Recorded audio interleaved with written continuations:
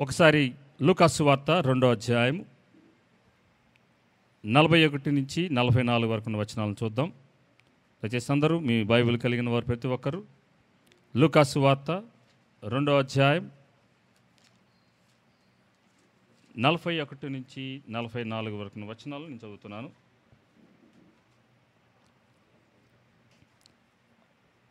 అందరు తీసినట్లయితే నేను ప్రారంభిస్తున్నాను. పస్కా పండుగప్పుడు ఆయన తల్లిదండ్రులు ఏటేటా యెరూషలేమునకు వెలుచుండువారు. ఏమొచ్చినప్పుడు? పస్కా పండుగప్పుడు. ఆయన తండ్రి 12 ఏండ్ల వాడై ఉన్నప్పుడు ఆ పండుగను ఆచరించుటకై వాడుక చొప్పున వారు యెరూషలేమునకు వెళ్ళిరి. ఆ దినములు తీరిన తరువాత వారు తిరిగి వెళ్ళుచుండగా బాలుడైన యేసు యెరూషలేములో నిలిచెను. ఆయన తల్లిదండ్రులు ఆ సంగతి ఎరుగక ఆయన సమూహములో ఉన్నాడని తలంచి ఒక దిన ప్రయాణము సాగిపోయి తమ బంధువులలోనూ నెలవైన వారిలోనూ ఆయనను వెతుకుచుండిరి. ఆయన కనబడినందున ఆయనను వెతుకుచు మరలా ఎక్కడికి వచ్చారు? యెరూషలేమునకు తిరిగి వచ్చిరి. సో అక్కడ కూడా ఒక పండుగ వాతావరణం జరిగింది. పస్కా అనే పండగకి వీళ్ళు ఏటేటా వెళ్తూ ఉంటారు.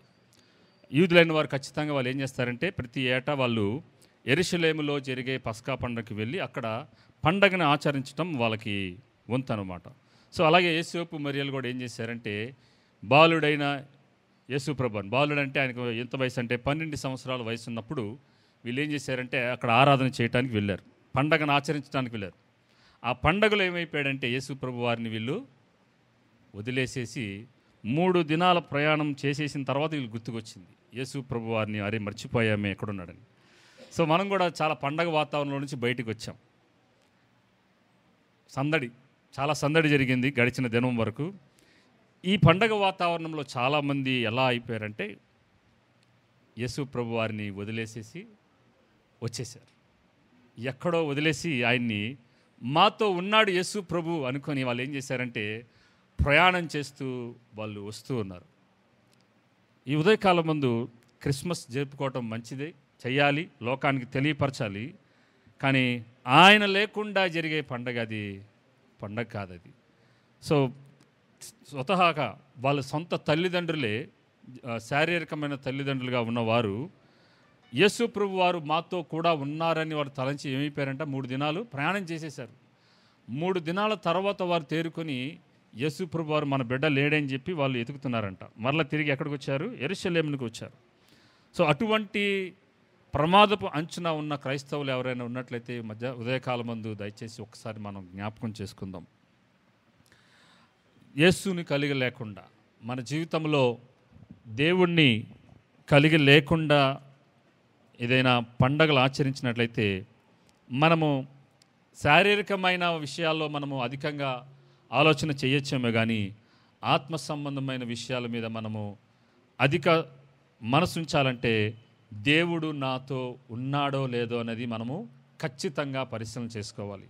ఏమున్నా లేకపోయినా, మనం పండగకి వేసుకోవడానికి బట్టలు ఉన్నా లేకపోయినా, ఆచరించడానికి ఏమున్నా లేకపోయినా, నా జీవితంలో యేసు అనే ఆయన నా ప్రభువు, నా జీవితానికి ప్రభువుగా ఉన్నాడా లేదని మనం ఖచ్చితంగా మనము పరిశీలన చేసుకోవాలి. ప్రియులారా, ఈ ఉదయకాలం మీద నాది నా వాక్య భాగం కాదు, కానీ పండగ వాతావరణంలో నుంచి వచ్చిన మనము ఈ సంవత్సరం ముగింపులోనికి వెళ్ళబోతుండగా, నూతన సంవత్సరంలోనికి వెళ్ళబోతున్న మనము కొంత ఒకసారి పరిశీలన చేసుకుందాం. ఈ 2024 సంవత్సరం ఏం చెప్తుందంటే, నేను వెళ్ళిపోతున్నాను, నా వెనకాల ఒకడు వస్తున్నాడు, వచ్చి ఏం చెప్తాడంటే ప్రభువు రాకడ త్వరగా రాబోతుంది, సిద్ధపడండి అని చెప్పి 2025ని మనకి పరిచయం చేయబోతోంది. సో 2024లో మనం ఎలాగ జీవించామో ఆ 24 చెప్తే 25 వచ్చి ఏం చెప్తుందంటే, ఇదిగో ప్రభు త్వరగా రాబోతున్నాడు, అందుకనే నేను వచ్చాను, మీ సమయాన్ని సద్వినియోగపరచుకోనండి, ప్రభు రాకడ బహు సమీపంగా ఉందని ఆ 2025 సంవత్సరం మనకు చెప్పబోతోంది. సో గడిచిన నెలల్లో మనము ఎంతగా మన ఆత్మీయ జీవితంలో, మన భక్తి జీవితంలో మనము ఎంతగా పడి లేసామో మన స్పిరిచువల్ గ్రాఫ్ని మనం ఒకసారి పరిశీలన చేసుకుందాం. గ్రాఫ్ అంటే మీకు తెలుస్తుంది, మనకి ఈసీజీ తీసినప్పుడు మన హార్ట్ బీట్ ఎలా కొట్టుకుంటుంది, ఇలా పైకి కిందకి ఎలా కొట్టుకుంటుందో, స్పిరిచువల్ హార్ట్ బీట్ కూడా అలాగేమవుతూ ఉండాలంటే అది లైవ్గా ఉంటేనే అది కొట్టుకుంటూ ఉంటుంది, లేదంటే అలా గీతలాగా వెళ్ళిపోతుంది. మన సజీవంగా ఆత్మీయంగా మనం సజీవులుగా ఉన్నామంటే ఖచ్చితంగా మన beat, heart beat, my beat is God, my heart beat is God, దేవుని నా హృదయ వాంఛ అని మన హృదయం ఏం చేస్తూ ఉంటుంది, అది కొట్టుకుంటూ ఉంటుంది. సో ఈ 2024 సంవత్సరంలో ఓకే, ఇందాక రేమ చెప్పినట్టుగా మనము కొన్నిసార్లు చేశాము, చేయలేదు, పడిపోయాము, ప్రార్థన చేసాము, కొన్నిసార్లు ప్రార్థన చేయలేదు, వాక్యం చదివాము, ఒకరోజు వాక్యం చదవలేదు. కానీ 2025 సంవత్సరం వస్తుంది. 2025 సంవత్సరంలో మనము ఈ 2020 సంవత్సరానికి మనము ఖచ్చితంగా కట్టుబడి నిబద్ధత కలిగి మన ఆత్మ సంబంధమైన విషయాలలో ఒకంత మనం జాగ్రత్త తీసుకోవాల్సిన ఆవశ్యకత ఎంతైనా. ఎందుకంటే ప్రభు దినము ఏ రోజైనా రావచ్చు, బహురాకడ సమీపంగా ఉంది. మనము జ్ఞానము కలిగిన వారంగా మనం మెసలుకుంటూ ఈ దిన వాక్యాన్ని ఒకసారి జ్ఞాపకం చేసుకుందాం. మనమందరము ఈరోజు మీరు ఆదివారం ఆరాధనకి ఖచ్చితంగా మీరు అందరూ సిద్ధపడి వచ్చి ఉంటారు కదా. ఈ సిద్ధపాటులో మనము మొట్టమొదటిగా ఎవరు తయారయ్యారు, ఎవరు ప్రిపేర్ అయ్యారు? ప్రతి ఆదివారం మనకి ఆరాధనకు వెళ్ళేటప్పుడు మనకి భార్యాభర్తలకో లేదంటే పిల్లల మధ్యలో వచ్చే గొడవ ఏంటంటే, మొట్టమొదటిగా నేను రెడీ అయిపోయాను, మీరు మాత్రం ఇంకా రెడీ అవ్వాల, నీ వల్లే లేట్ అయింది అనే ఈ ప్రశ్న ప్రతి ఒక్కరి కుటుంబంలో వస్తూ ఉంటుంది, మా కుటుంబంతో సహా. సో ప్రిపరేషన్ అనేది ఖచ్చితంగా మనము మన దైనందిన జీవితంలో ప్రయాణాల నిమిత్తం చేస్తూ ఉంటాం. ప్రిపరేషన్ మన పిల్లల్ని స్కూల్కి పంపించడానికి, చర్చికి రావడానికి, వీటన్నిటినీ మనము ఏదో రకంగా సిద్ధపడుతూనే ఉంటాం. సో ఈ 2024 కూడా మనల్ని సిద్ధపరుస్తుంది. 2025 కొరకు మీరు సిద్ధపడండి అని ఈ 2024 సంవత్సరం వెళ్ళిపోతూ 25 రాబోతుంది, మీరు ఖచ్చితంగా సిద్ధపడండి అని చెప్పి ఈ 24 సంవత్సరం మనకు చెప్తుంది. దేవుడు కూడా అంట ఆదిలో అనాది నుంచి ఆయన మానవుల కోసం రక్షణ కార్యాన్ని ఆయన సిద్ధపరుస్తూ వచ్చాడు. మనము ఎప్పుడైతే ఆది ఆదాము అవ్వలు పాపం చేసిన ఆ దినమునే రక్షణ కార్యాన్ని ఆయన సిద్ధపరిచేశాడు. ఆ రక్షణ కార్యం మన జీవితంలో కలగడానికి ఎన్నో వేల సంవత్సరాలు పట్టింది. దేవుడు యేసుప్రభు వారిని శిలువలో మరణింపచేయడానికి కన్యమరియా గర్భంలో జన్మించి ఆయన మరల పునరుద్ధానుడై తిరిగి లేచి మన జీవితాలకి రక్షణను ఆపాదించడానికి దేవుడు అనాదిలోని ఆది ఆదాములు ఎప్పుడైతే పాపం చేశారో ఆ దినములో ఆ క్షణములోనే రక్షణ కార్యాన్ని వెంటనే ఆయన రచించాడు. సో దేవుడు కూడా ఏం చేశాడు, హీ ప్రిపేర్డ్ హిమ్సెల్ఫ్. దేవుడు కూడా మొదటగా నేను నా పోలికలో నా స్వరూపంలో ఏం చేయాలనుకున్నాడు, ఎవరు చేయాలనుకున్నాడు, సృష్టిని చేయాలనుకున్నాడా? లేదు, మొట్టమొదటిగా ఆయన అనుకుంది నిన్ను నన్ను అనుకున్నాడు. నిన్ను నన్ను అనుకునే నీ కోసం నా కోసం ఈ సృష్టి అంతటిని చేశాడు. So God is preparing something for us for the greater future. రాబోయే సంవత్సరంలో ఒక ఉన్నతమైన భవిష్యత్తు కోసం మనమందరము ఆయనుండే స్థలంలో మనం ఉండాలని దేవుడు మనందరినీ ఒక ఉన్నతమైన భవిష్యత్తుని దేవుడు దయచేయాలని ఇప్పటి నుంచే మనందరినీ సిద్ధపరుస్తూ వస్తున్నాడు. దేవుడు ఎంత గొప్ప దేవుడు అంటే హీ సో క్రియేటివ్. దేవుడు ఎంత క్రియేటివ్ అంటే ఆయనకు మించిన క్రియేటర్ కానీ క్రియేటివ్ ఇంకెవరు లేరు, ఉండబోరు కూడా.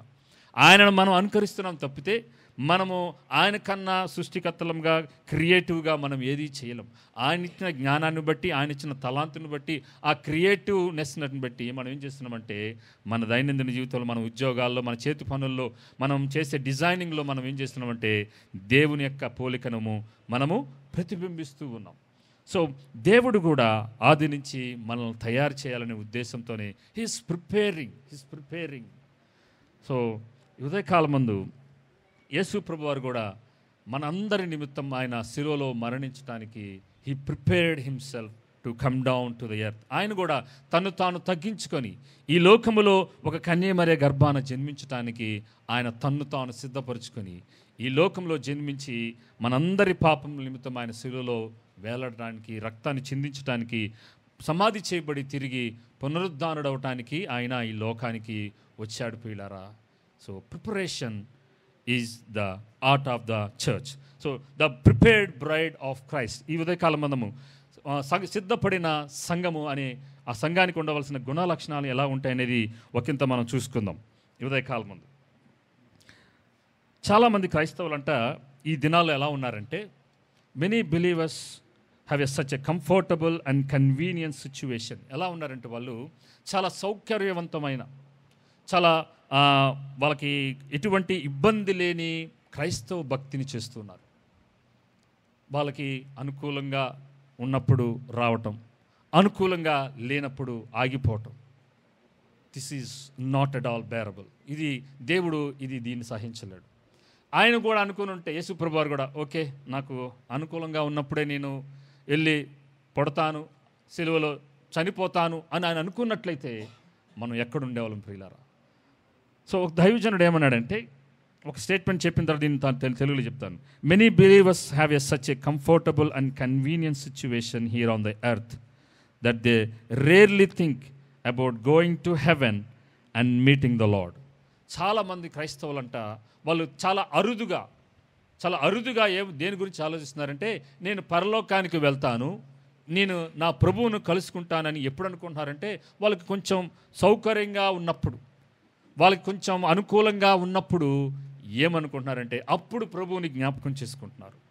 అప్పుడు ఏం చేస్తున్నారంటే వాళ్ళు నేను పరలోకానికి వెళ్తానని ఎప్పుడో అరుదుగా వాళ్ళు ఎవరన్నా ఆలోచిస్తున్నారంట? క్రైస్తవులు. అన్యుల గురించి నేను మాట్లాడట్లేదు. So the day of the lord is prepared. ప్రభు దినము సిద్ధపరచబడింది, కానీ అది ఏ రోజో మనకు తెలియదు, ఏ క్షణమో మనకు తెలియదు, కానీ but the day is surely is going to come. ఖచ్చితంగా ఆ దినం అనేది రాబోతోంది. కానీ మరి ఆ రాకడకు సిద్ధపడిన సంఘముగా, వధువుగా మనం ఉన్నామా లేదనేది ఒకంత మనము ప్రశ్న వేసుకోవాలి ప్రియులారా. అమెరికా దేశంలో ఒక సంఘటన, ఇది నిజంగా జరిగింది ఒక సంఘంలో. ఆ పాస్టర్ గారు ఏం చెప్పారంటే, ఒక జంట ఉన్నారంట. వాళ్ళు ప్రతి ఆదివారం ఆరాధనకి ఖచ్చితంగా 15 నిమిషాలు లేటుగా వస్తారంట. ఖచ్చితంగా 15 నిమిషాలు లేటు. ఆరాధనకు మాత్రమే కాదు, వాళ్ళకి సంఘ పక్షాన జరిగే ప్రతి ప్రార్థనా కూడికలకి, ప్రతి లవ్ ఫీస్ట్లకి, వాటన్నిటికి కూడా ఖచ్చితంగా వాళ్ళు 15 నిమిషాలు లేటుగానే వస్తారంట. ఒక దినం వచ్చింది, కొన్ని సంవత్సరాలు గడిచినాయి, భర్త చనిపోయాడు, క్యాన్సర్ వచ్చి భర్త చనిపోయాడు. ఇప్పుడు ఆ భర్త ఫ్యూనరల్కి భార్య రావట్లేదు. పాస్టర్ గారు వెళ్ళి అడిగారు, ఎందుకు నువ్వు బర్యాలకి నువ్వు ఈ ఫ్యూనరల్ సర్వీస్కి నువ్వు రావట్లేదని అడిగితే ఆమె ఏం చెప్పిందంటే, ఈ 45 సంవత్సరాల వైవాహిక జీవితంలో ఏ ఒక్కరోజు కూడా నన్ను టైంకి సంఘానికి వెళ్ళటానికి ఈయన నాకు సహకరించలేదు. చివరి నిమిషంలో అప్పుడు సిద్ధపడతా ఉంటాడు సంఘానికి వెళ్ళటానికి కానీ ఏదైనా కార్యక్రమాలు వెళ్ళటానికి. కాబట్టి ఇప్పుడు ఈయన ఫ్యూనరల్ టైంకి జరగడానికి వీల్లేదు, అది లేటుగా జరగాలి అని ఆ భార్య ముందుకేసుకుని కూర్చుందంట. సో ఈ ఉదయకాలం ముందు ఎవరు లేటుగా వచ్చారు, ఎవరు తొందరగా ప్రిపేర్ అయ్యారని అది నా పాఠం కాదు, కానీ మనము ఎంతగా దేవుని సన్నిధి రావటానికి మన హృదయాలను సిద్ధపరచుకుంటాం. మీకు ఒక విషయం తెలుసో తెలియదో, అబ్రహాము దేవుణ్ణి ఆరాధించడానికి మోరియా కొండ మీద వెళ్ళి అక్కడ బలి ఇవ్వటానికి ఎన్ని దినాలు ప్రయాణం చేశాడు తెలుసా? 3 దినాల ప్రయాణం చేసి తన కొడుకు మీద కట్టెలు పెట్టి గాడిదను మూసుకుని వెళ్ళి 3 దినాల ప్రయాణం చేసి అక్కడ ఏం కనబడుతుందంటే ఒక సిద్ధపాటు కనబడుతుంది. He prepared the donkey, he prepared his son, he prepared the fire. ఆయన తన కుమారుని సిద్ధపరిచాడు, ఆ బలిపీఠాన్ని సిద్ధపరచుకుంటున్నాడు, కట్టెలను సిద్ధపరచుకున్నాడు, ఆ వాహనాన్ని కూడా సిద్ధపరచుకున్నాడు. అంటే మనం ముందు రోజు ఏం చేయాలంటే మన వాహనం, గాడిదని మన వాహనాలు ఉన్నాయి, అది మీకున్న వాహనాలు ఏదైతే ఉందో దాన్ని ముందుగానే సిద్ధపరచుకోవాలి. మన పిల్లల్ని సిద్ధపరచాలి. ద ఫైర్ అంటే మనలో ఉన్న ఆత్మీయతను, దేవుని పట్ల ఉన్న కాంక్షను కూడా ముందు దినాన్ని మనం సిద్ధపరచుకున్నట్లయితే దేవుణ్ణి ఆరాధించడానికి మనం ముందుగానే సిద్ధపడినప్పుడు, లాస్ట్ మినిట్లో లేకుండా ముందుగానే సిద్ధపడినప్పుడు దేవుడు ఆ బలిని స్వీకరించి దాన్ని ఆగ్రహించి మనల్ని దీవించగలిగిన గొప్ప దేవుణ్ణి మనం కలిగి ఉన్నాం ప్రియులారా. ఆమేన్. సో మనం ప్రిపరేషన్ అనేది మనం చూసుకుందాం. ఒకసారి మత్తయి సువార్త 24వ అధ్యాయం 31 నుంచి 44 వరకు ఉన్న వచనాలను ఒకసారి నేను చదువుతాను. మత్తయి సువార్త 24వ అధ్యాయం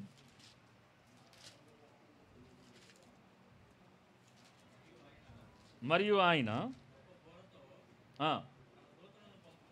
గొప్ప బోరతో తన దూతలను పంపును, వారు ఆకాశం యొక్క ఈ చివరి నుండి ఆ చివరి వరకు నలుదిక్కుల నుండి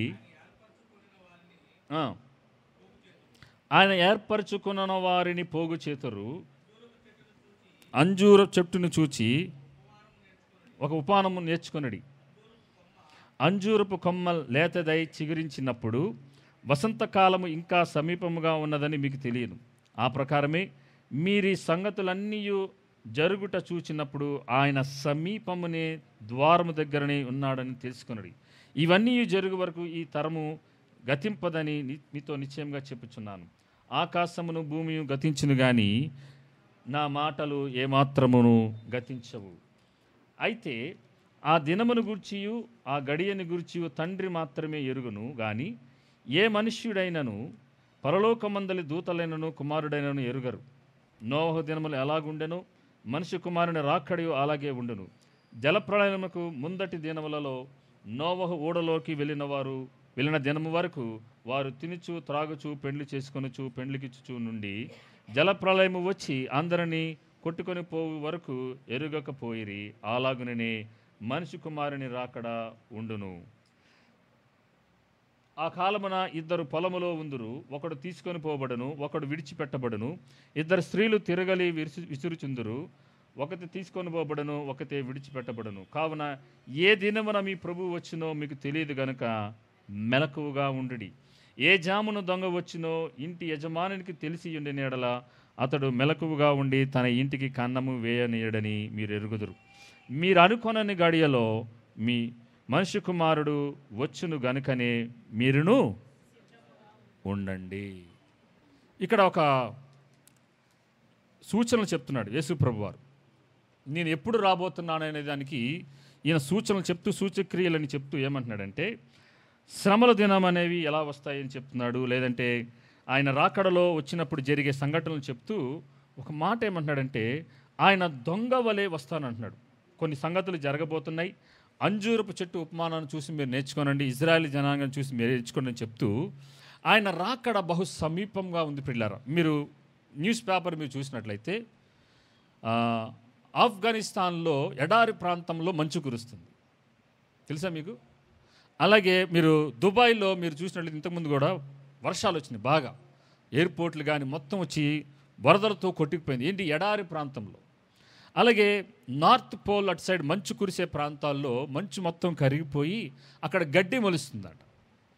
మన ఎడారి ప్రాంతాల్లో వర్షాలు కురుస్తున్నాయి. మనకేమో మొన్నటి వరకు ఏమైంది? చలికాలంలో కావాల్సినంత వర్షాలు పడ్డాయి. ఇవన్నీ ఏం తెలియజేస్తున్నాయంటే గ్లోబల్ వార్మింగ్ అధికమైపోయింది అని చెప్తుంది. అవునా? కాదు, అది సైంటిఫికల్గా అది అయి ఉండొచ్చు. ఎస్, ప్రపంచంలో వాతావరణం వేడి అధికమైపోయింది, మానవుని స్వయంకృపత అపరాధం అని చెప్పి ఏం చేస్తున్నారంటే సైంటిస్టులు కానీ నిపుణులు కానీ తెలియజేస్తున్నారు. కానీ ఇదంతా ఏం తెలియజేస్తుందంటే ప్రభు రాకడ సమీపంగా ఉంది. ఓ చర్చ్, మీరు సిద్ధపడండి అని చెప్తున్నారు. ఇవన్నీ సూచనలు జరుగుతున్నాయి, కానీ సంఘం ఏం చేయట్లేదంటే ఇంకా సమయం ఉందని చెప్పి సిద్ధపడకుండా వారు ఇంకను వారి రాకడ గురించి, యేసుప్రభు వారి యొక్క రాకడను గురించిన అవగాహన లేకుండా వాళ్ళకి అనుకూల సమయంలో, వాళ్ళకి ప్రతికూల సమయంలో ఏం చేస్తున్నారంటే ప్రభు రాకడ వస్తుందా, ప్రభు సన్నిధికి వెళ్దామని చెప్పి ఏం చేస్తున్నారంటే ఈ సంఘము ఇంకా సిద్ధపడకుండానే ఉంటుంది. సో మనము మెలకువగా ఉండి ఆయన సన్నిధిలో సిద్ధపడే వారంగా ఉండాలని ఇక్కడ ప్రభువారు ఆయన రాకడ గురించిన కొన్ని సూచనలు చెప్తున్నారు. చెప్తూ ఇక్కడ 3 ఉపమానాలు చెప్తారు. తెలివి అయిన నమ్మకమైన సేవకుడు అనే ఒక ఉపమానము, బుద్ధిగల కన్యకలనే ఒక ఉపమానము, అలాగే తలాంతులతో ఇవ్వబడిన కొంత ఉపమానాలు. ఈ 3 ఉపమానాలని యేసు ప్రభువారు ఇక్కడ చెప్తూ ఉంటారు. ఈ ఉదయకాలం ముందు ఈ 3 ఉపమానాల ద్వారా వారు చేసిన పనులను బట్టి, వారు చేసిన సిద్ధపాటును బట్టి మన జీవితంలో కొన్ని జీవిత సత్యాలని ఈ ఉదయకాలం ముందు మనం నేర్చుకుందాం.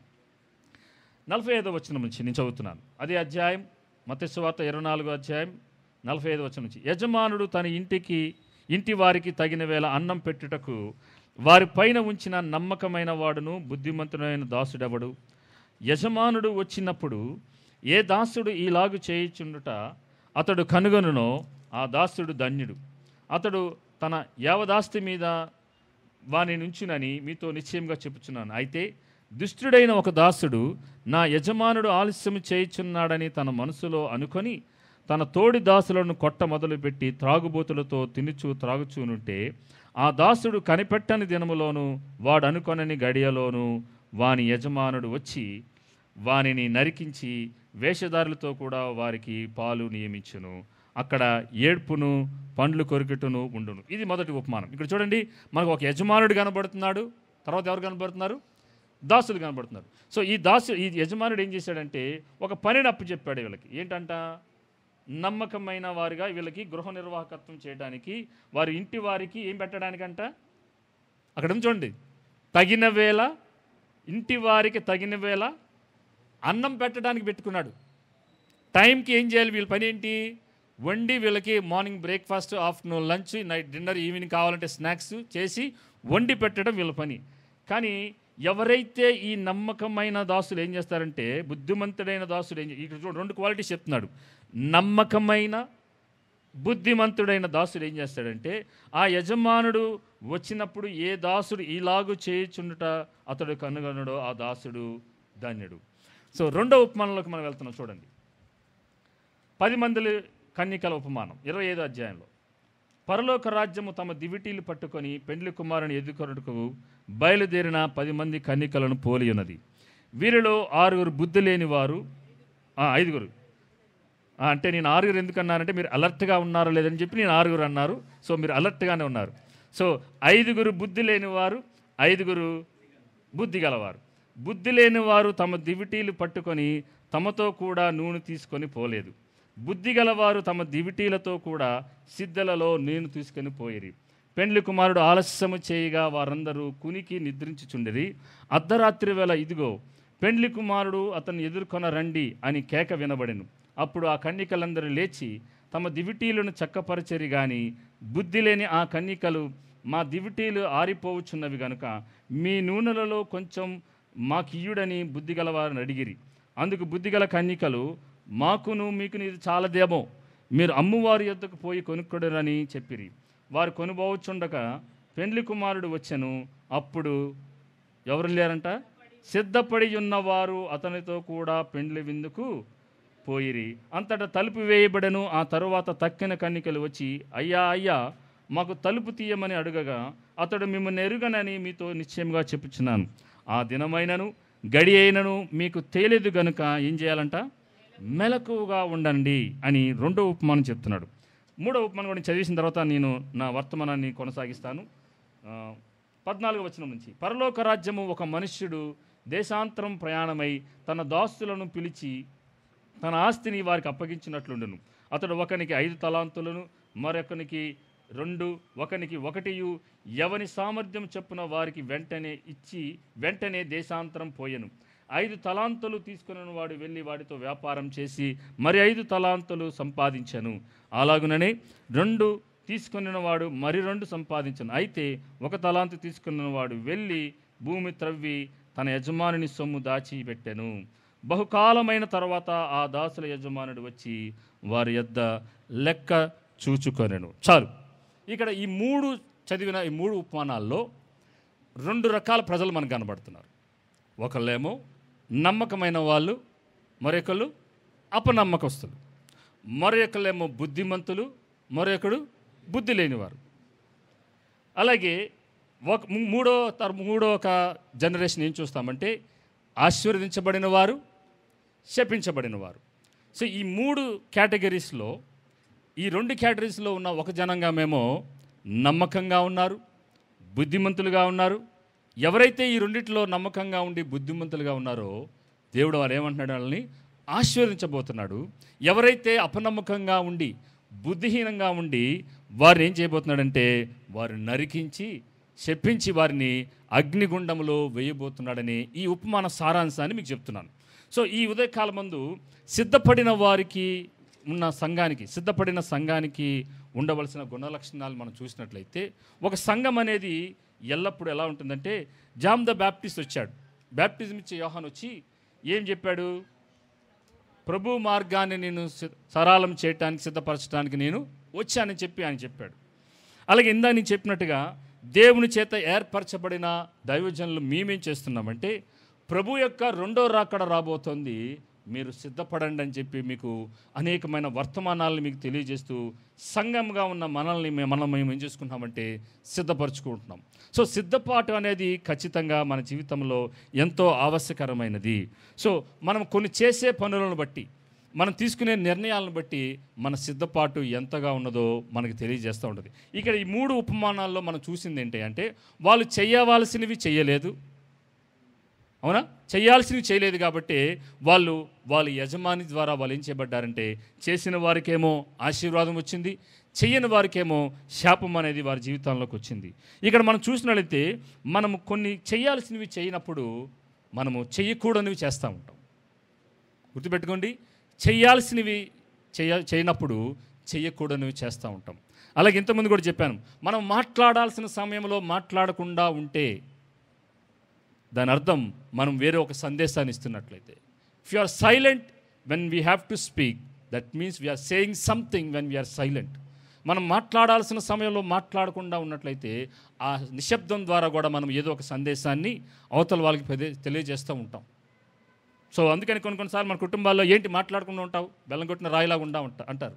అంటే అలా ఉండటంలో కూడా అతను ఏం చేస్తున్నాడు, ఆమె కానీ అతను కానీ ఒక సందేశాన్ని ఇస్తూ ఉంటాడు. సో మనం కూడా కొన్నిసార్లు దేవుని గురించిన విషయాలను చెప్పాల్సిన సందర్భంలో చెప్పకుండా మనం మౌనంగా ఉన్నప్పుడు you are saying something out of that silence. మనం నిశ్శబ్దంలోనేంచి ఒక సందేశాన్ని అవతల వారికి ఇస్తూ ఉంటాం. ఈ ఉపమానాల ద్వారా దేవుడు మనకి ఏమంటాడంటే, the preparedness of the church. మనం సంఘముగా సిద్ధపాటు అనేది మనం రాబోతున్న సంవత్సరం కొరకు మనం మనకు ముందున్న ఈ రోజుతో కలిపి ఉన్న 3 రోజుల్లో మనము ఏం చేద్దామంటే, ఆయన సన్నిధిలో ఒకంత సమయాన్ని మనం తీసుకుందాం. ఆయన సన్నిధిలో మనం కూర్చుందాం. మనం అవసరమైతే ఉపవాసంతో ప్రార్థనలో ఆయన సన్నిధిలో మనం కూర్చొని కనిపెడుతూ, నేను 2025 సంవత్సరం ఎప్పుడు వస్తుందో దానికోసం కనిపెట్టడం కోసం నేను చెప్పట్లేదు. రాబోయే సంవత్సరంలో ఒకవేళ ఆయన రాకడ బహు సమీపంగా ఉన్నట్లయితే మనలో ఉన్న ఆత్మీయ సిద్ధపాటు ఆయన రాకడలో మనల్ని ఎత్తబడేదిగా ఉందో లేదో అనేది ఒకంత పరిశీలన చేసుకోవడానికి, మనల్ని మనం ఆయన సన్నిధిలో కూర్చొని పరిశీలన చేసుకోవడానికి మీరు కొంత సమయాన్ని, సిద్ధపాటు సమయాన్ని మీరు తీసుకోవడానికి నేను మనవి చేస్తున్నాను పిల్లారా. ఇక్కడ మనం చూసినట్లయితే వాళ్ళ తలాంతులు కలిగిన వారు, అలాగే వాళ్ళకి బుద్ధిగల కన్యకలు ఉన్నారు, వాళ్ళకి మన దగ్గర ఆయిల్ ఉంది. వారు ఎవరి కోసం ఎదురు చూస్తున్నారు? వరుడు కోసం ఎదురు చూస్తున్నారు. ఆ ఎదురు చూపులో వీళ్ళకి ఏమైందంటే సిద్ధపాటు అనేది లేకుండా పోయింది, బుద్ధి లేని కన్యకలకి. అలాగే ఎవరైతే నమ్మకమైన దాసులను ఎవరైతే వారి ఇంటి వారికి భోజనం పెట్టడానికి ఎవరైతే దాసులను ఎవరైతే పెట్టుకున్నారో వారి ఆ యజమానుడు వచ్చినప్పుడు అలాగే చేయనప్పుడు ఏం చేస్తాడంటే దేవుడు వారిని శిక్షించబోతున్నాడు అంటే పిల్లారా. సో ఈ 3 ఉపమానాల్లో ఉన్న సత్యాన్ని మనం చూసినట్లయితే నేను ఒకసారి ఫోన్ ఎవరో చూడాలి.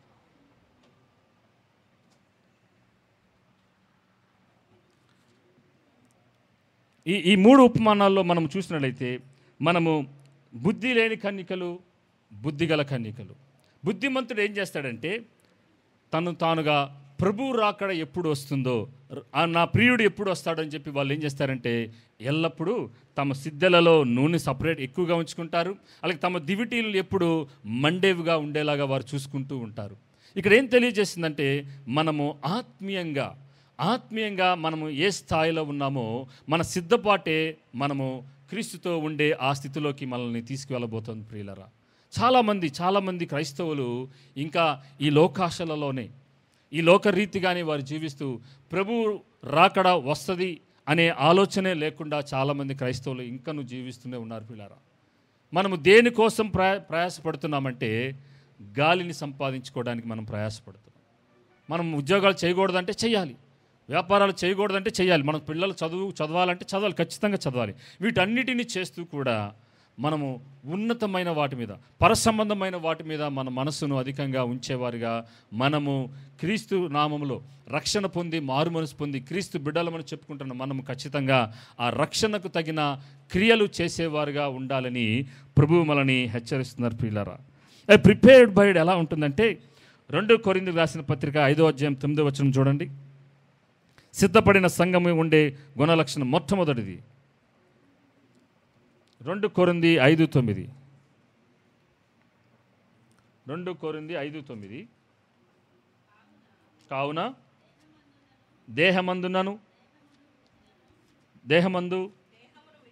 దేహమును విడిచినను ఆయనకు ఇష్టలమై ఉండవలనని మిగుల అపేక్షించుచున్నాము. ఎలా ఉండాలంట? దేహములో ఉన్నా సరే, దేహములో లేకపోయినా సరే మనము ఆయనకి ఇష్టలమై ఉండాలి. మొట్టమొదటి గుణలక్షణం, సిద్ధపడిన సంఘానికి ఉండే మొట్టమొదటి గుణలక్షణం ఏంటంటే ఆయనకి ఇష్టమైన వారుగా ఉంటారు. శరీరంలో ఉన్న శరీరాన్ని విడిచిపెట్టిన, అంటే ఒకవేళ నేను ఈ దేహాన్ని విడిచిపెట్టిన చనిపోయినా సరే దేవునికి ఇష్టమైన వధువు సంఘముగా, ఆయనకి ఇష్టమైన వారుగా ఉండాలి అని కోరుకుంటారు. దేని విషయాల్లో? మనము మన పరిశుద్ధత విషయంలో, మన యొక్క పవిత్రత విషయంలో ఆయనకి ఇష్టమైన వారుగా ఉంటారు. తమకు తాము పరిశుద్ధమైన వారుగా ఉండటానికి వారు ప్రయత్నం చేస్తూనే ఉంటారు.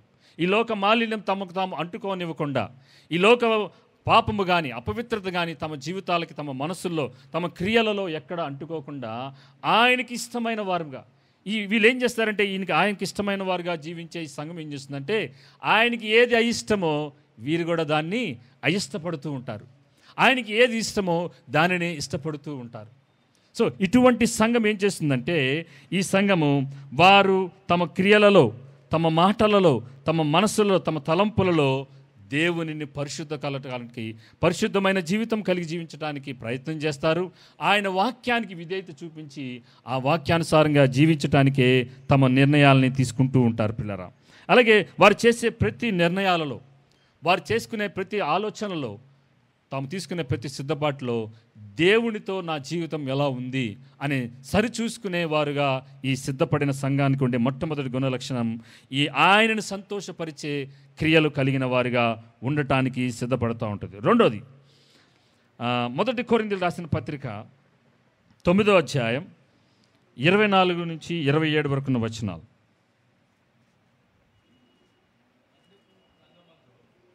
బ్రదర్, పందెపు రంగమందు పరిగెత్తు వారందరూ పరిగెత్తుదురు గాని ఒక్కడే బహుమానం పొందునని మీకు తెలియదా?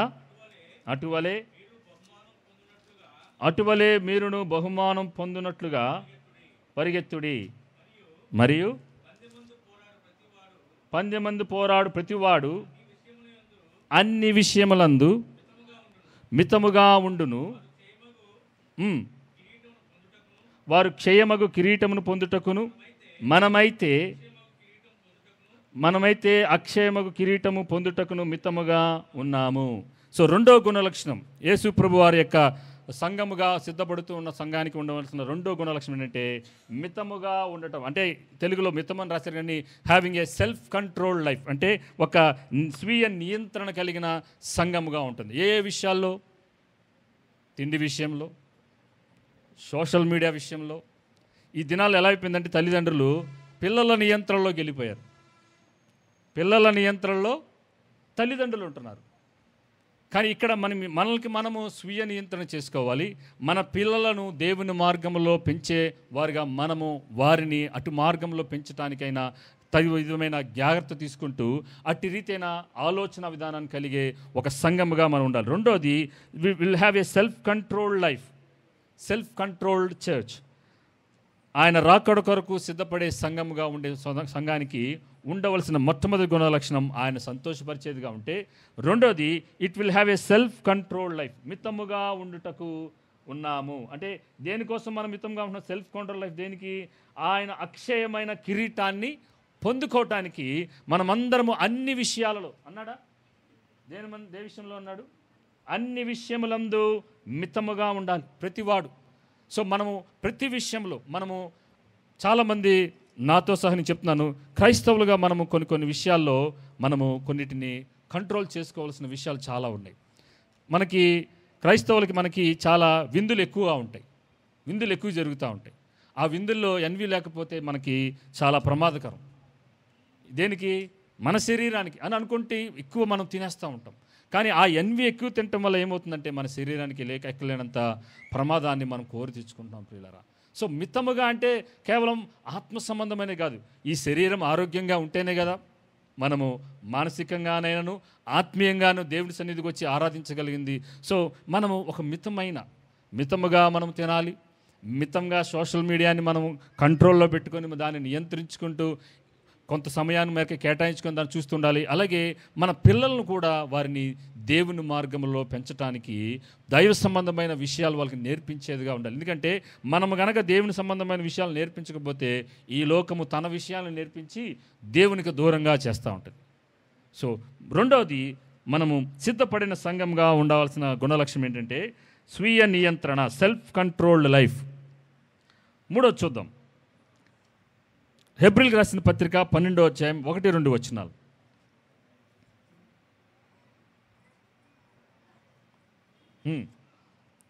హెబ్రీయులకు రాసిన పత్రిక 12వ అధ్యాయం. గొప్ప సాక్షి సమూహము మేఘము వలె మనలను ఆవరించి ఉన్నందున మనము కూడా ప్రతి భారమును సులువుగా చిక్కుల పెట్టు పాపమును విడిచిపెట్టి విశ్వాసమునకు కర్తయు దాన్ని కొనసాగించువాడునైనా యేసు వైపు చూచుచు పందెములో ఓపికతో పరిగెత్తుదము. ఆయన తన ఎదుట ఉంచబడిన ఆనందము కొరకై అవమానమును నిర్లక్ష్యపెట్టి సిలువను సహించి కుడిపార్శ్వమున ఆసీనుడై ఉన్నాడు. చాలు. మూడవది ఏంటంటే prepared braid will have self discipline life. మూడోది రాసుకున్నది సెల్ఫ్ డిసిప్లిన్ లైఫ్. అంటే ఇక్కడ ఏమంటున్నాడంటే మనము సులువుగా చిక్కులు పెట్టే ప్రతి పాపాన్ని విడిచిపెట్టి విశ్వాసమును కర్తయు దాన్ని కొనసాగించేవాడైన యేసు వైపు చూచుచు మన ఎదుట ఉంచబడిన పందెములో ఓపికతో పరిగెత్తదము అంటున్నాడు. Self discipline. ఇప్పుడు మనం చూసినట్లయితే ఒక అథ్లెటిక్ ఏం చేస్తాడంటే ఒక సంవత్సరం తర్వాత తను అథ్లెటిక్లో పాల్గొని పరిగెత్తాలన్నప్పుడు ఈ సంవత్సరం నుంచి ఏం చేస్తాడు?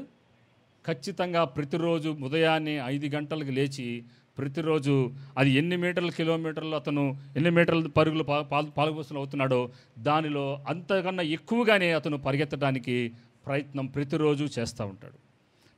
మన క్రీస్తు రాకడలో ఆయనతో ఎదురుపడబోతున్న ఆ క్రమంలో మనము ప్రతిరోజు ఓపికతో మనము చెయ్యవలసిన వాటిని కొన్ని చెయ్యాలి, విడిచిపెట్టవలసిన వాటిని కొన్ని విడిచిపెట్టాలని చెప్పి ఇక్కడ పౌలు భక్తుడు ఏమంటాడంటే సులువుగా చిక్కుల్లో పెట్టే కొన్ని పాపాలు ఉన్నాయంట. ఏంటా పాపం? ప్రార్థించకపోవటం పాపం, అతిగా తినటం పాపం. బైబిల్ చెప్తుంది అన్నీ. అలాగే దేవుని ఆత్మ సంబంధమైన విషయాల మీద నిరాసక్తి, దేవుని గూర్చిన ఆసక్తి లేకపోవటం, సంఘ కార్యక్రమాల్లో మనము తరచుగా పాల్గొనకుండా ఉండటం, ఇవన్నీ ఏం చేస్తూ ఉంటాయంటే మనల్ని లోకములోనికి అధికంగా మన మనసులను ప్రేరేపించి లోకము మనలోనికి వచ్చేసి దేవుని నుంచి దూరపరిచేవిగా ఉంటాయి పిల్లరా. ఇవన్నీ సులువుగా చుక్కులో పెడతా ఉంటాయి మనకి. నేనేం పాపం చేయట్లేదు అనుకోవచ్చు.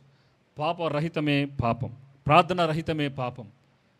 వాక్యాన్ని చదవకపోవటం కూడా నన్ను ఇందాక రేమ చెప్పినట్టుగా దేవోక్తి కనుక మనకు లేకపోతే, ధర్మశాస్త్రం కనుక, దేవుని వాక్యం కనుక మన జీవితాలకి అది ఒక ఫ్రేమ్గా కనుక లేకపోతే మనము కట్టు లేక మనము తిరుగాడుతూ ఉంటాం. మన ఇష్టం వచ్చిందే, ఎవరికి వారే యమునా తీరు, నీ చెప్పిందే వేదం, నీ చేసుకున్నదే కరెక్టు అన్నట్టుగా మనం ఏం చేస్తామంటే మన ఆత్మీయ జీవితాలని కొనసాగిస్తూ ఉంటాం. సో మనము ఒక స్వీయ నియంత్రణ కలిగిన వారంగా ఉండాలి. ఒక క్రమబద్ధమైన, మరి మనం గడిచిన సంవత్సరంలో అంటే ఈ సంవత్సరంలోనే మనము ప్రతిరోజు మనము కీర్తన చదువుతున్నాం. అలాగే కొన్నిసార్లు సామెతలు చదువుకుంటూ వచ్చాం. కొత్త నిబంధన 90 రోజుల్లో మనము వాక్య ధ్యానాన్ని చేసాం. ఇప్పుడు మనము ముగింపులో పాత నిబంధనని 6 నెలల్లో ధ్యానం చేస్తున్నాం. సో మీరు ఎంతమంది చదివారో చదవలేదో నాకైతే తెలియదు, కానీ దేవుడే సాక్షి. మేమైతే నమ్మకంగా ప్రతిరోజు ఈరోజు ఈ అధ్యాయం చదవండి, ఈ వచనాన్ని ధ్యానించండి అని మీకు పెడుతున్నాం. మీకు సమయం ఉన్నప్పుడు ఖచ్చితంగా చదవటానికి మీరు ప్రయత్నం చేయండి. ఒక క్రమబద్ధం కలిగిన ఆత్మీయ జీవితాన్ని రాబోయే సంవత్సరంలో మనం కలిగి ఉందాం పిల్లరా. సో ఎలా పడితే అలాగా ఈరోజు ఒక పుస్తకం, ఈరోజు ఒక అధ్యాయం. పిల్లరా, ఒకటి మీకు జ్ఞాపకం తీసుకొస్తున్నాను. ఈరోజు దేవుని వాగ్దానాలు అనే వచనాలు మీరు చదవద్దు, అలాంటి పోస్టులు మీరు చదవద్దు దయచేసి. అవి ఏంటంటే మీకు స్పాంటేనియస్గా మీకు బూస్ట్ ఇవ్వటానికి వాడే వాళ్ళు అపవాది వేసే ఒక బాణం. నేను మా శామన్న చెప్తా ఉంటాడు ఎప్పుడు, మన జీవిత కాలములో విన్న ప్రసంగాలలో ఒక్క 24 ప్రసంగాలు మీరు మీ జీవితాలకి అన్వయించుకోండి చాలు, మన పరలోకానికి వెళ్ళిపోతాం. లేదంటే ఇంకో మాట చెప్తాను, మీ దగ్గర బైబిల్ ఉన్నట్లయితే మీ బైబిల్లో రెడ్ లెటర్ వర్డ్స్ అనేవి కొన్ని ఉంటాయి. అంటే యేసు ప్రభు వారు మాట్లాడిన మాటల్ని, ఆ మాటలన్నింటినీ రెడ్ లెటర్లుగా ప్రింట్ చేస్తారు. కొన్ని బైబిల్స్ ఉన్నాయి, ఇంగ్లీష్లో ఉన్నాయి, తెలుగులో కూడా ఉన్నాయి. ఆ యేసు ప్రభు వారు చెప్పిన మాటలన్నిటినీ, ఆ రెడ్ కలర్లో ఉన్న మాటలన్నిటిని మీరు ఏం చేస్తారంటే తూచా తప్పకుండా మీరు పాటించండి, మన పరలోకానికి వెళ్ళిపోతాం. మా ప్రసంగాలన్నిటినీ మీరు మర్చిపోండి, పర్లేదు. కానీ యేసు ప్రభు వారు 3 దినాలు కొండ మీద ప్రసంగం చేశారు, 3 అధ్యాయాలు రాశారు. ఆ 3 అధ్యాయాలని మీరు జీవితకాలం ఆయన రాకడ వచ్చేంత వరకు మీరు పాటించి చూడండి, మీరు ఖచ్చితంగా మీరు పరలోకానికి వెళ్తారు. మనము చేయాల్సినవి చేయకుండా, ఒక క్రమబద్ధమైన జీవితం, ఆత్మీయ జీవితం లేకుండా, నేను ఆత్మీయంగా ఎదిగేలాగా నాకు ప్రార్థన చెయ్యండి అని మీరు చెప్తే మీరు చెప్తున్నది అబద్ధం. ఆత్మీయంగా ఎదగటానికి ప్రార్థనలు అంటూ ఏముండవు. అది నువ్వు నేను వ్యక్తిగత సమయం, కొంత సమయాన్ని తీసుకొని ఆయన సన్నిధిలో వాక్యాన్ని ప్రతిరోజు క్రమబద్ధంగా పుస్తకము వెంబడి పుస్తకం, అధ్యాయం వెంబడి అధ్యాయం, వచనము వెంబడి వచనములు చదువుకుంటూ వెళ్తున్నప్పుడు బైబిల్లో మనము కొంత సంగ్రహణ చేసుకోగలం. ఒక దైవజనుడు ఏమన్నాడంటే, వాషింగ్టన్లో ఒక ఆర్టిస్ట్ ఏం చేశాడంటే, అమెరికా యొక్క రాజ్యాంగం అంతటిని వాషింగ్టన్ అనే ఒక ప్రెసిడెంట్, ఫస్ట్ ప్రెసిడెంట్, ఆయన రూపంలో వచ్చేలాగా ఆ అమెరికా యొక్క రాజ్యాంగం మొత్తాన్ని ఏం చేశాడంటే ఆ వాషింగ్టన్ రూపంలో వచ్చేలాగా రాశాడంట మొత్తం. దాన్ని క్యాలియోగ్రఫీ అంటారు. సో ఎప్పుడైతే అది చూడంగానే వావ్ ఎక్సలెంట్ అని చెప్పి ఆ వాషింగ్టన్ అన్నాడంట. సో ఆ దైవజనుడు ఏం చెప్పాడంటే, ఈ పుస్తకం అంతటిని, బైబిల్ మొత్తాన్ని కనుక మీరు చదువుతూ ఉన్నప్పుడు ఏమవుతుందంటే, క్రీస్తు ఎలాగైతే ఉన్నాడో ఆయనను మీరు లిఖిస్తూ, ఆయన చిత్రీకరిస్తూ ఉంటారంట. మీ స్వరూపం మార్చబడుతూ ఉంటుంది. ఎప్పుడైతే మీరు ఆ వాక్యాన్ని చదువుతూ ఉంటారో మీలో క్రీస్తు స్వరూపము మలచబడుతూ ఉంటుంది. సో ఈ యొక్క వాక్యం యొక్క సంగ్రహణ ఏంటి, వాక్యం యొక్క సారాంశం ఏంటి? క్రీస్తు నిన్ను నన్ను ఆయన పోలికలోనికి మలచబడటానికి పరలోకాన్ని విడిచి ఈ లోకానికి వచ్చాడు. దానికోసం అల్టిమేట్ ఏంటి? మనమందరము తప్పిపోయిన మనము తండ్రి సన్నిధిలోకి చేర్చబడి మరలా ఆయన ఉండే ఆ స్థలంలోనికి మనం వెళ్ళాలని. చూడండి, యేసు ప్రభు వారు కూడా ఎంత సిద్ధపడుతున్నాడంటే, మన కోసం వచ్చి చనిపోయి మరణించి తిరిగి లేచి వెళ్ళి ఇప్పుడు మనందరినీ ఆయన ఉండే స్థలంలో మనం కూడా ఉండడానికి మన కోసం ఏం చేస్తున్నాడంట? స్థలమును సిద్ధపరుస్తూ ఉన్నాడు. ఎవరి కోసం? నమ్మకమైన బుద్ధిమంతులుగా ఆయన సన్నిధిలో నమ్మకంగా ఉంటూ ఒక క్రమబద్ధమైన ప్రార్థనా జీవితం కలిగి ఆయనకి ఇష్టమైన వాటిని చేస్తున్న వారి కోసం ఆయన పరలోకములో ఒక స్థలాన్ని సిద్ధపరుస్తున్నాడు. ఒకవేళ లేకపోయినా కూడా నేను వెళ్ళి మీకోసం సిద్ధపరుస్తాను అంటున్నాడు. ఎవరి కోసం? ఎవరు పడితే వారి కోసం కాదు. మన మాట విన్నవారికి మనం ఏం చేస్తాం? అడగకుండా వాళ్ళకి గిఫ్ట్లు ఇస్తాం, చెప్పింది చేయంగానే వాడికి చాక్లెట్ ఇస్తాం. మరి మన తండ్రి చెప్పిన మాటలు మనం చేయకుండా, నాకు కూడా ఒక భవంతి కావాలి, నాకు కూడా ఒక భవనం కావాలి పరలోకంలో అంటే, నువ్వెవరో నాకు తెలియదు అంటాడు దేవుడు. సంవత్సరాలు గడిచిపోతున్నాయి, నెలలు గడిచిపోతున్నాయి. ఈ 2024 అంటుంది, నా వెనకాల ఒక ఆడు వస్తున్నాడు. ఆ 25 మీకేం చెప్తుందంటే, ప్రభు సమీపం, రాకడ బహు సమీపంగా ఉంది. ఓ ప్రియ సంగమా, నిన్ను నువ్వు సిద్ధపరచుకో. ఒకవేళ ఈ 2025 కూడా వెళ్ళిపోయి 26 కూడా రావచ్చేమో. ఒకవేళ ప్రభు రాకడ ఆలస్యమైతే అప్పుడు కూడా 2025 అదే అంటుంది, నేను వెళ్తున్నాను. 26 వస్తుంది, 26 అంటుంది, ప్రభు రాకడ సమీపంగా ఉంది, సిద్ధపడు. ఒకవేళ 2025లో జనవరి 1వ తారీఖునే మన చివరి దినమైతే, ఒకవేళ ఆయన రాకడ బహు సమీపంగా ఉంది, సూచనలు బహు త్వరగా జరుగుతున్నాయి. ఒక నమ్మకమైన విశ్వాసిగా, ఒక నమ్మకమైన దేవుని బిడ్డగా మన ఆత్మీయ జీవితాలను కట్టుకుందాం. ప్లీజ్, మనం చేయాల్సినవి చేయనప్పుడు మనం పొందుకోవాల్సినవి పొందుకోలేము. ప్లీజ్ ప్రియులారా, మనము ఈ గడిచిన సంవత్సరంలో ఏవైతే మనము పడిపోయాము, లేచాం, సరే మనం సులువుగా చిక్కులో పెట్టే పాపంలో మనం పడిపోయాము. అయినా సరే మనం ఏం చేయాలంట? విశ్వాసమునకు కర్తయు దానిని కొనసాగించువాడైన యేసు వైపు మనం చూద్దాం. మన యేసు ఎంత ప్రధాన యాజకుడు, ఎంత నమ్మకస్తుడంటే, మన బలహీనతలో మనకు బలము దయచేయటానికి ఆయన అన్ని వేళలా సిద్ధంగా ఉన్న ప్రధాన యాజకుడిని మనము కలిగి ఉన్నాము. ఆమేన్, హల్లెలూయా. ఆయన త్రోసివేసే దేవుడు కాదు, లేచి నిలుము అని చెప్పి మనల్ని నిలబెట్టి ఆయన కొరకు నమ్మకమైన దాసుడిగా నిలబెట్టడానికి మనల్ని ప్రోత్సాహపరిచే ప్రభువును మనం కలిగి ఉన్నాం కాబట్టి ఆయనను వెంబడిద్దాం, ఆయన వైపు చూద్దాం, ఆయన పరిశుద్ధతను కోరుకుందాం, ఆయన సంతోషపరిచే వారంగా, ఒక నమ్మకమైన వారంగా, ఒక స్వీయ నియంత్రణ కలిగి, ఒక సెల్ఫ్ కంట్రోల్డ్ లైఫ్ కలిగి మనము ప్రభు సన్నిధిలో జీవిద్దాం. అట్టి రీతిగా మనము ఎప్పుడైతే ఒక వైజ్గా ఉన్న తెలివి కలిగిన వారు ఏం చేస్తారు? రాకడొస్తుందరా బాబు అని చెప్పి సిద్ధపడతారు. బుద్ధిహీనులే సిద్ధపడరు.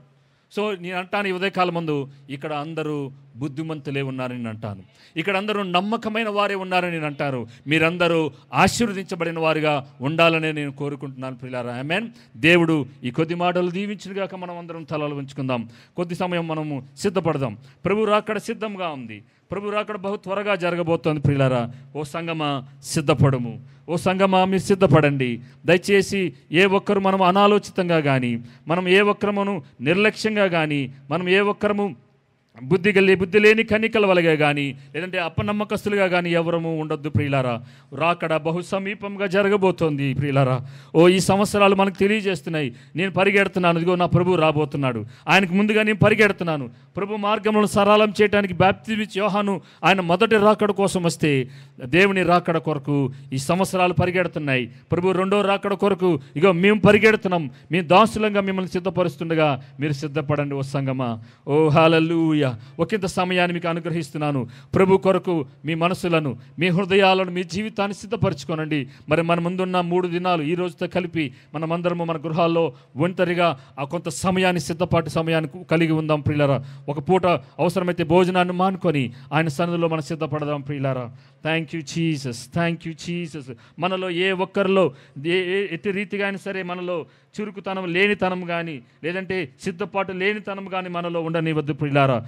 ఏ ఒక్కరు సోమరిగా కానీ, నిద్రమత్తుగా కానీ ఏ ఒక్కరు మనం ఉండకుండాము గాక. ఆత్మ సంబంధమైన విషయాల్లో మరి ముఖ్యంగా ప్రభు రాకడ కొరకు మనం సిద్ధపడుతున్న సంఘముగా మనం ఏ ఒక్కరము అట్టి రీతిగా ఉండకుండా మనం పరిశీలన చేసుకుందాం. మనము క్రమబద్ధత కలిగి, ఒక క్రమబద్ధమైన ఆత్మీయ జీవితాన్ని కలిగి, స్వీయ నియంత్రణ కలిగి మనమందరము దేవుణ్ణి సంతోషపరిచే గుణ లక్షణాలు కలిగిన సంఘ వధువుగా మనమందరము సిద్ధపడదాం ప్రియులారా. రేమ వచ్చి మనల్ని ప్రార్థనలో నడిపించవలసిందిగా మనం